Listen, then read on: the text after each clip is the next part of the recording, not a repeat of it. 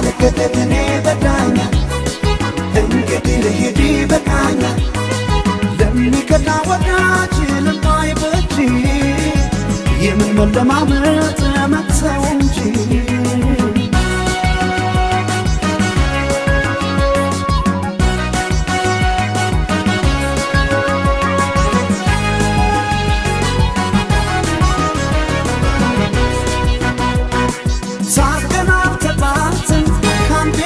ሶስቴ